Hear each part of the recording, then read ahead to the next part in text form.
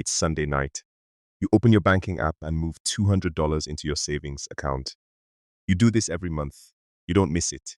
You work hard, spend carefully, and try to make smart choices. Then your phone buzzes. A message pops up from your colleague. He started the same job as you. He earns the same salary. He was hired the same week. But the photo he just sent is from Lisbon. At first, you think he's on vacation. Then you read the message. He's not on vacation. He quit, and somehow he's still smiling. That doesn't make sense. You both followed the same rules. You both worked hard. You both saved money. So why is one of you still counting the days until payday while the other is free? This is where things get interesting. Because saving money is not a bad thing. In fact, saving is important. But there is a version of saving that quietly keeps people stuck for years. It feels safe. It feels responsible. It even feels smart. But it may be taking you farther away from the life you want. This video is not about spending more money. It's not about taking crazy risks. It's about something most people never notice. The math they use with money is designed to give them security, not freedom. And those are not the same thing. The people who break free are not always smarter. They do not always earn more. They simply play a different game. And once you see the difference, you may never look at saving money the same way again. Section 1. The hardest truth about money is that progress and freedom are not the same thing. Many people think they are moving forward because the numbers look better every year. Their savings account is growing. Their net worth is increasing. Their budget is under control. Everything seems to be working. But then a simple question changes everything. If your boss walked into your office tomorrow and said, "You're done here," how long could you keep living the life you have now? For many people, the answer is not very long. That is the difference between looking stronger and actually being stronger. A person can save money for years and still have very few choices. They can have a larger account balance, but still need the same job, the same paycheck, and the same routine to survive. From the outside, it looks like success. From the inside, nothing important has changed. Think about it like building a house. Every month, you add another brick to the wall around you. The wall gets taller and stronger. You feel proud because you are building something. But one day, you realize you have been building a cage instead of a ladder. A bigger cage is still a cage. This is the illusion of progress. You feel movement because the numbers are moving, but your options are staying the same. And options are what create freedom. Freedom means having the power to say no. No to a job you hate. No to a bad boss. No to working every hour just to pay the bills. If your savings grow but your choices do not, then the real problem has not been solved. You have simply become more comfortable inside the system. That may sound harsh, but it is important to understand. Many responsible people spend decades doing exactly what they were told to do. Save more, spend less, repeat. And while those habits are useful, they do not automatically create escape. Because money sitting still can protect you. But protection and freedom are different goals. The people who eventually break free understand this early. They stop measuring success only by how much money they have saved. They start measuring it by how many choices their money gives them. And that small change in thinking changes everything. Here's section 2 in the same style, pacing, and grade 7 English. Section 2. When most people think about financial freedom, they imagine a huge amount of money. $1 million, $5 million, maybe even more. They picture a giant bank account and believe that is what freedom looks like. But that idea creates a problem. The target feels far away, so far away that many people stop trying to understand it. Instead, they simply save as much as they can and hope they will know when they have enough. The truth is much simpler. Financial freedom is not really about how much money you have. It is about the relationship between two numbers. The money your assets produce and the money your life costs. That is the ratio that matters. Imagine two people. The first person has $2 million saved but spends $20 every month. The second person has much less money but earns enough from investments and other income sources to cover all of their monthly expenses. Which one is truly free? The answer is the second person. Because freedom is not measured by the size of your pile of money. It is measured by whether your money can carry the weight of your life. Think of it like a bridge. Your expenses are the load sitting on top. Your income from assets is the support holding it up. When the support becomes strong enough to carry the load, you no longer need to hold the bridge up with your own labor every day. That is freedom. Yet most people never calculate this number. They track their savings. They check their account balances. They watch their net worth grow. But they never ask the most important question. How much money does my money make? That question changes everything. Because once you know the answer, your goal becomes clear. You stop chasing a random number. You stop comparing yourself to other people. You stop guessing. Instead, you focus on closing the gap between what your life costs and what your money produces. Every dollar that creates income pushes that gap smaller. Every asset that works without your daily effort moves you closer to freedom. That is why financial freedom is more achievable than most people think. It is not about becoming rich enough to buy everything. It is about building enough support so your life no longer depends completely on your next paycheck. And once you understand that, money starts to look less like a scorecard and more like a tool. Section 3.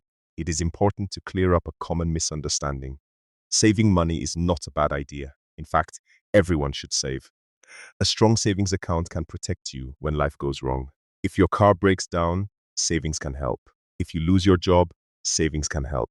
If an emergency shows up without warning, savings can give you time to think instead of forcing you to panic. That protection matters. But protection and freedom are not the same thing. Many people treat saving as if it will eventually create freedom on its own. They believe that if they keep putting money into a high-yield savings account year after year, they will one day escape the cycle of working for money. The problem is that savings accounts were never designed for that job. They were designed to protect your money, not transform your future. Think of savings like a helmet. A helmet is valuable. It can protect you from injury. But no one puts on a helmet and expects it to carry them across the country. That is not what it was built to do. A savings account works the same way. Even when it earns interest, its main purpose is defense. It helps you stay safe. It helps you stay stable. It helps you avoid falling backward. And that is a very good thing. But staying in the same place and moving forward are two different goals. This is where many people get stuck. Every month they save another dollar. Every year the account grows larger. The numbers look better. The balance feels comforting. But their daily life stays the same. They still depend on their next paycheck. They still need to trade time for money. They still cannot walk away from work for very long. The account is doing its job perfectly. The problem is that people expect it to do a job it was never meant to do. A savings account is like an anchor during a storm. It keeps the ship from drifting away. But anchors do not move ships forward. They keep them in place. Freedom comes from building things that can create income and opportunities over time. Savings protect the foundation, but the foundation is not the house. The people who eventually become financially free understand this difference. They save enough to stay safe. Then they begin looking for ways to make their money do more than protect them. Because safety is important. But safety alone does not create escape. Section 4. Now let's go back to your colleague in Lisbon. The question is not whether he saved money. He probably did. Most people who reach financial freedom learn how to save along the way. But saving alone is usually not what changes their life. The real change happens when they build something else, a second stream of income. This is the missing layer that many people never see. They focus on earning more from their job. They focus on saving more of their paycheck. But they never stop to ask a simple question. What happens if my paycheck disappears? If the answer is that all income stops, then the structure is weak. It may look strong from the outside, but it depends on a single support beam. And a building with only one support beam is always at risk. Think about a bridge. A well-built bridge spreads its weight across many supports. If one support has a problem, the bridge can still stand. Your financial life works the same way. When all your income comes from one source, your entire future rests on that source. That is why so many hard-working people feel trapped. Their salary may be growing, their savings may be growing, but their income structure never changes. The people who eventually break free think differently. They begin building income that is separate from their main job. Maybe it starts small, a business, an investment, a digital product, a rental property, a skill that creates income outside working hours. At first, it may only bring in a little money, nothing dramatic, but over time, that second stream grows stronger. Then something important happens. The extra income starts carrying part of life's expenses. Month by month, the dependence on the paycheck becomes smaller. The job is no longer the only engine moving the car. And one day, the second engine becomes strong enough that the first engine is optional. That is the moment most people call freedom. From the outside, it can look like luck. Friends see the result and think everything happened suddenly.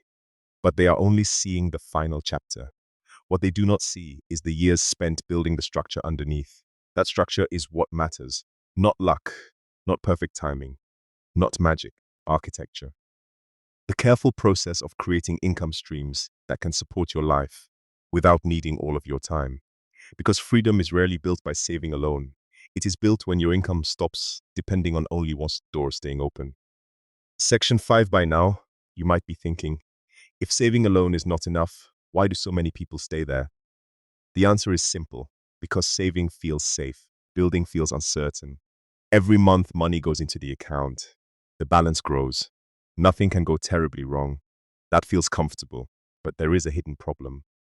The money is sitting still. It is waiting for instructions.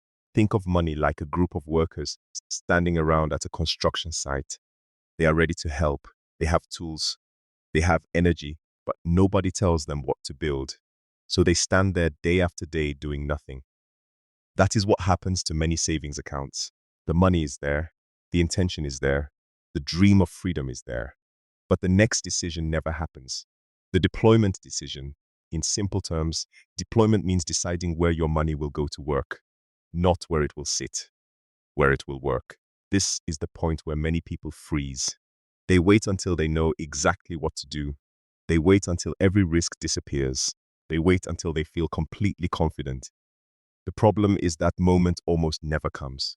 There is no perfect investment, no perfect business, no perfect opportunity. Every path forward comes with some uncertainty. The people who eventually build freedom understand this. They do not wait for perfect certainty. They look for reasonable opportunities and take thoughtful action. They learn, they adjust, they improve as they go.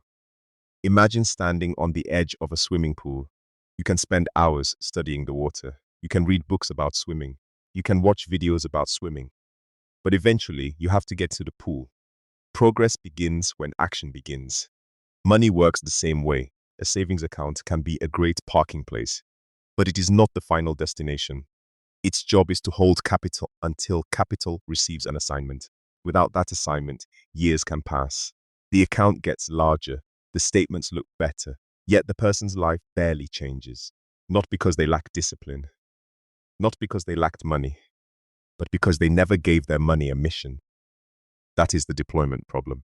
Most people believe the hard part is saving. In reality, saving is only the first half of the journey. The second half begins when you decide where your money can create more value than simply sitting and waiting. And that decision is often the one that changes everything. Section 6. Let's make this real with numbers. Imagine two people. They earn the same salary. They have the same monthly bills. And each month, both have $1,000 left over.